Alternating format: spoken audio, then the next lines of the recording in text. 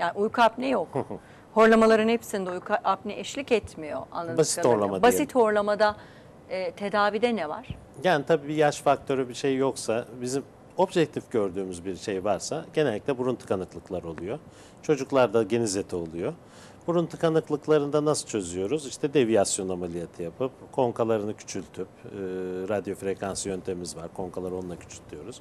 Genizeti varsa genizetini alıyoruz veya iri bir bademcik varsa sorunu çözmüş oluyoruz.